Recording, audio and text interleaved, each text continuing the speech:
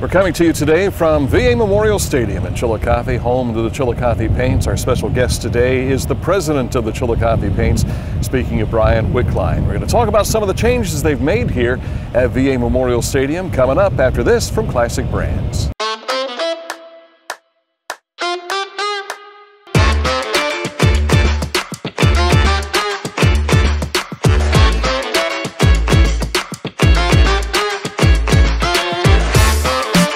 Welcome back to this special edition of Litter Media, and we were talking with Bryan Wickline, the president of the Chillicothe Paints, and at some point in time this winter, the wall came down, and some visitors to the VA were thinking, what's going on at the stadium? And now we see you've got new turf, and you're going to have a new fence going on. Not only did the... I was told there were rumors that the paints were gone after that wall was down, but is that right? Oh yeah. Yeah, so yeah, you know how that stuff goes, but yeah, we had to. People ask why. We did have some questions on why that happened, and why the wall had to come down. This is 19 years almost. April, I want to say 6th, 19 years ago was when we had the first turf laid down. Marty Dunn's Chillicothe Cavaliers was the first team, the high school team to play on it. The wall was original, so when we put that down in 06, the wall, it went up to the wall. Well, the last 19 years, some of the earth has moved it and moved it and moved it closer and closer, and there were places where the wall was over top of the turf. So we couldn't tear out the turf until we had to tear out the wall. So that's why that happened that way. And that wall's been there since 1993. 1993. Most of it was 1993, and it was rotten, and it just we had to replace it. It was unsafe, just like the turf was unsafe. Things age, and wood doesn't last forever. So two big projects that we had to get done pretty quickly. Yeah. And you've done it pretty quickly. It's amazing how quickly it's come together. Yeah, these turf guys, they roll on to the next town. They're going to Georgia next tomorrow. They've got it like clockwork. They have a crew to tear out. They have a crew to put in. And AstroTurf has been tremendous to work with, and we're really proud of the product, and we're really excited about finishing the wall and getting it done and put it back up. I see Facebook posts, and the wall's gone. Well, I mean, so I was thinking about maybe starting something new and maybe just letting it roll however far it rolls until we get it, and then we'll just play by those rules and not have a wall at all. But I'm kidding. Because that's how it used to be. Well, that's how it used to be. I mean, I played out here for OUC, and there were times where we had it rolling. But maybe if it rolled to the whole 9 over here on the VA golf course, we'd call it dead. But or to the road. But no, there's going to be a wall put back up. That's our advertising. I mean, that's how we make it, is our sponsors, and so that wall's going back up. Plywood and going back up the way it was. You mentioned Marty Dunn's Cavaliers as the first to play here at VA Memorial Stadium after the turf was put down, and I remember watching kids slide into second base for the first time and having to grab onto that base, or else you kept on going. Especially when it's wet. Yep. Last night, speaking of last Monday night, you had the opportunity to hold a scrimmage here with Waverly and Wellston. Did the kids have the similar adjustment they had to do? Not really, because it's pretty dry. So I mean, it wasn't really. And they've played on this, and so they've gotten used to the turf. And there's so many turf fields now in our area that high schools have. So they're pretty much used to it, but you don't get used to it when it's wet. Even the paints players, you got to slide earlier, or you're going to just, it's plastic. So you're just going to keep on sliding through, but that's a little bit of an adjustment. But no, the Waverly players, the Wellston players, the coaching staffs were just so tickled to death to be out here and be the first ones to play on it. It was kind of cool. It was a little chilly, but we made it happen. And then tonight we have Piketon and Portsmouth West, and we've got games for every day from here on out. A couple more weeks of scrimmages, and then our first official high school regular game is March 28th. You normally have your classic featuring several teams over several days, and that's still coming. Yeah, the First National Bank Classic, baseball classic, will start the 29th. The Friday's the 28th. they moved high school back a week, the schedule for baseball, but you can start now, instead of Saturday, you can start on Friday night. So we're going to have Dublin Kaufman come down, is going to play on Friday, and then the First National Bank Baseball Classic starts Saturday morning, and we'll roll that for a week, and 2 games a week, or 2 games a night every week, and roll into college tournaments and roll into high school tournaments. We're going to get a state semi-regional final back this year, which is different. Because we're on the road, the Paints are on the road, and because the schedule got moved back, we have an opening for that. So it's going to be exciting to have some regional finals here. But so we're excited about things going up. It's sun shining, it's warmer, it's we're ready to go. Next thing you know, it'll be the end of May, and paint season will be started, and before too long, it'll be October. Right. And your fall events that you have. Yeah, we that's the other reason we need. I mean, we play over 250 games a year here. Yeah. So you know, we utilize it until the snow starts flowing, and you know, typically, because of the construction, we couldn't do it. But I mean, we'll start the middle of February with college games. So, yeah, I mean, May 29th is the Paints opener. It's a Thursday night again. We'll have fireworks, and you know, so it's. Next 3 months is hot and heavy every day. I know the last few years it's been a little difficult for you looking at the old turf, because it was really starting to show its age, and usually the lifespan's what, 10 years? And we got 19, almost 19 out of it. Yeah, so you had quite a lifespan almost out of it. Twice out of it. There were patches and everything, but now people come out and they see the different shaded colors in the infield, and that's a big surprise to them. We wanted to have it look different. We wanted to make it look like it was mowed, you know, with mowing stripes. The brown color, the dark brown, was not an option 18, 19 years ago. The rust color was. Yeah. So that's what we went away with. You know, just adding the logo now behind home plate really sets it off. And that's all turf. It's not painted. We had it painted before, and it was something we would do after year. There's no maintenance to that one. So, but no, the upgrades and just the quality of turf now is mind-blowing, honestly, of what it was, you know, 18, 19 years when they were just getting started. Yeah, because when you first put it in, we were the first one. Precisely. Next thing you know, I think the University of Louisville was it that had. Yeah, Louisville had dirt at home plate and on the mound. We were the first one to not have dirt anywhere. Bullpens, mound, home plate. We were the first one back in '06, first one in the country. And I remember before the turf went in, it was like, man, at the end of the game, you got to pack that clay again and everything on the mound, and it was a lot of maintenance. I tell a lot of interns, you know, back then, I mean, and we've got guys that are going to watch this that were actually out here, and I think Eric Cox is being one of them. When we called it the summer of sand, and we had, and that was one of the reasons why we had to turn into turf. I think it was 03, 04, somewhere around in there, where we actually had two look like beaches, behind second and behind short, because it just wouldn't stop raining that summer, and we had to just try to keep getting water off of it, and the grass wouldn't grow, and it was a mess. And so, you know, when you play over 250 games a year out here, you can't have natural turf. Yeah, and I recall opening night back when the Paints first began in 1993, and it was a downpour, and we're playing anyway, and it took every bag of kitty litter you could find and everything to try and dry it out. It was a mess. Enough to play, but still got that ball game with the Portsmouth Explorers up and running. Yep. So the good old days. So this has become a facility that is not just for baseball. I mean, you've had concerts here, you've had all kinds of things here. That will continue? Absolutely. Yeah, no, it will continue. We will have concerts, we will have softball, we will have adult softball. Baseball's the majority of it, and baseball's 85% of it. But yeah, we'll start looking at concerts again, and we'll start looking at, you know, one of the things that we have now every year is and as you know, because you MC it, is the Pickaway Ross Vocational Centers. Pass, you know, where they have the graduation ceremony out here. That's been awesome. And every year we need to try to find more seats, because we have more and more students that graduate from there. we're honored to have that here.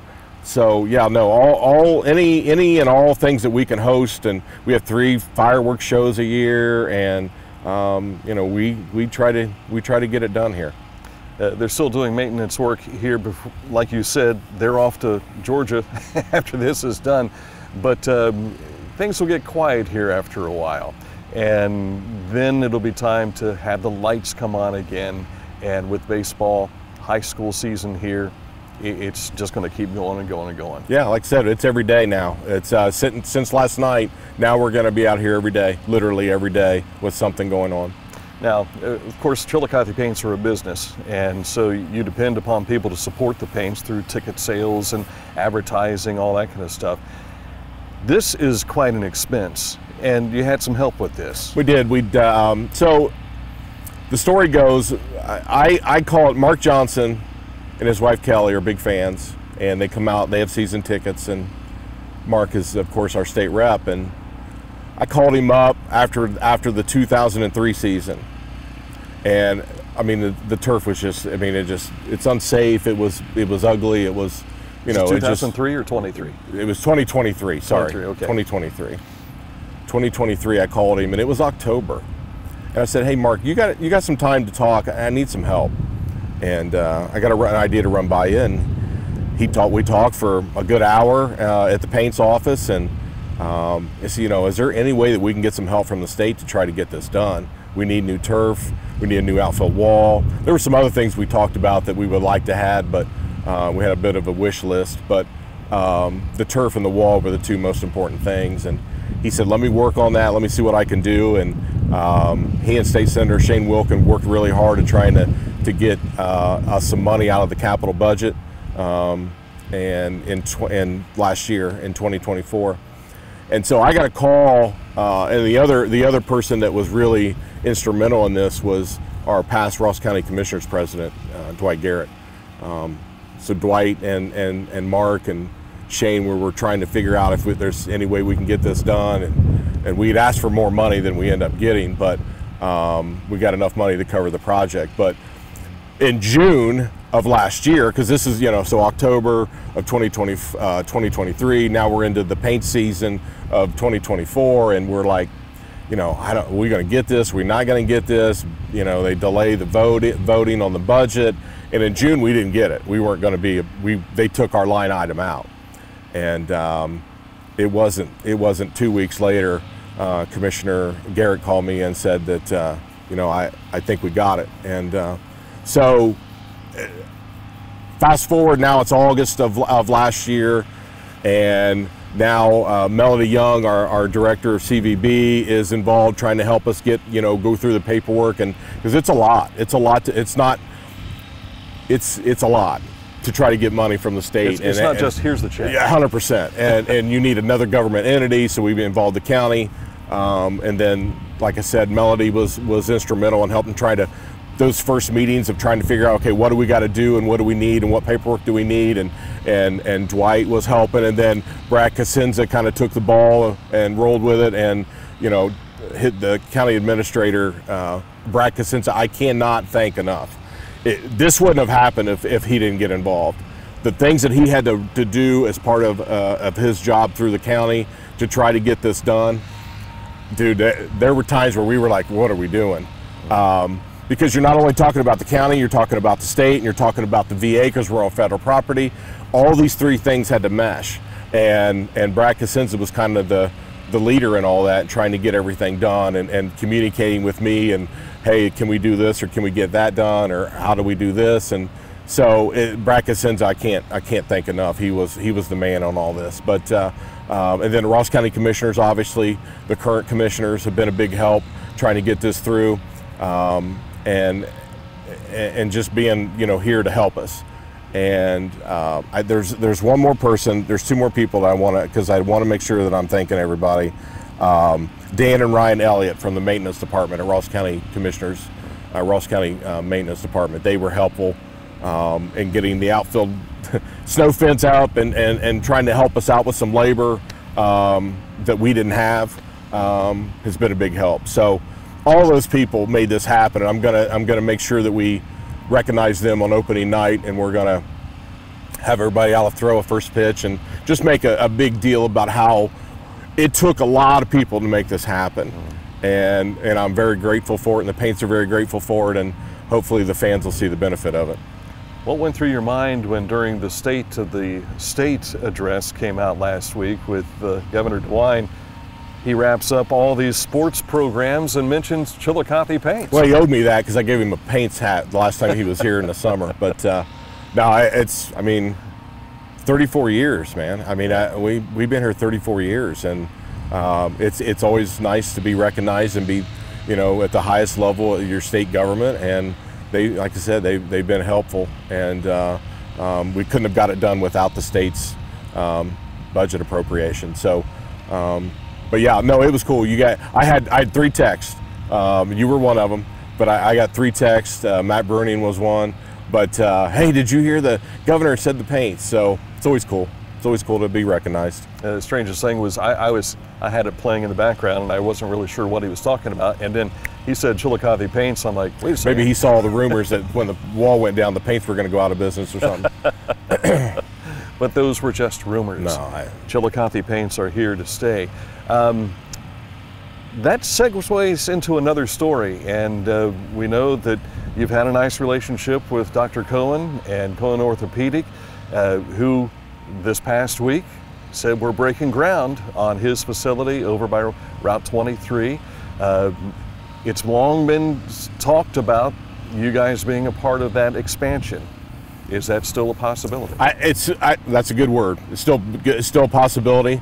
I don't talk to Dr. Cohen on a regular basis. He is our presenting sponsor, so he is very close to me as far as sponsorship and the Paints and what he has done for our family personally. But I saw the press release. I saw it just like everybody else did. We were just kind of in hold until he got all of his ducks in a row and was able to do some things that he needed to do. Nothing's going to happen until he got his stuff done. Right. And is it a possibility? Yeah, it's still a possibility. You know, just because we got new turf and a new outfield wall, one doesn't have anything to do with the other.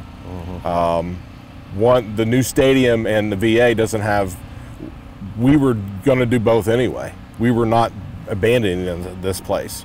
This needed help, and now we've got the help, but we're not walking away from it. So, and I've said that many times, but you know, one doesn't have anything to do with the other. Do I hope for? I mean, there's just things that people don't see behind the scenes that we are limited here. Yeah. Storage being one, concessions being one. I mean, just and I love the VA. The administration here has been so great to us. The new director over the last, he's been here 2 years now, couldn't be more helpful. Terry McQuirt, all the people that we work with, our Veterans Night every year. I mean, I love our veterans and I love our VA, and I mean, that will never change, and we will never, it would be nice to have a new home for the Paints. Yeah. And still be able to utilize this for high school and college games and tournaments and things like that. But and if it doesn't come to fruition, I mean, we've tried multiple times. So you know, when you can't write a multi-million-dollar check like that out of your pocket, then you're just limited to what you can do. So precisely. It is what it is. But we are hopeful. You know, we're excited for Dr. Cohen to get his project going. It looks really, really cool, and it would be a nice benefit for our area and our region. But we're just going to kind of keep trucking along here until the time comes, and we'll have those conversations. Sounds great. Season for the Chillicothe Paints opens on May 29th. 29th. The 27th, we open up on the road in Johnstown, Pennsylvania. Come back on the 29th for fireworks and on a Thursday. And the one thing that we're going to need now is we're going to need some more sponsors. This has become something that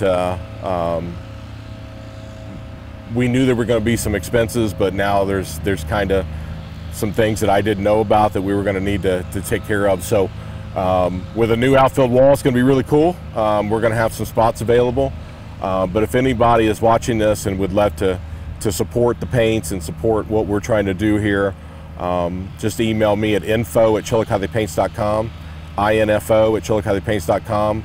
We can have a conversation about what it would take to be a partner here. But like I said, we're utilizing this place 10 months out of the year, and you know, we break records of attendance every year in the Prospect League and for the paint season. So, and then, like I said, all the colleges and high school kids that come out here and their parents. So, a lot of visibility, and we sure could use the help. And of course, signage means a lot of people see your business. 100%. Yeah. 100%. Bryan, thank you for your time. Looks fantastic. Congratulations, and we look forward to the next pitch. We're excited. I'm glad this part of it is done. We're getting ready to build the outfield wall here in the next week or two and start on that. And I appreciate you being out here and taking the time too. Sure thing. Bryan Wickline, Chillicothe Paints. Thanks again, and go Paints.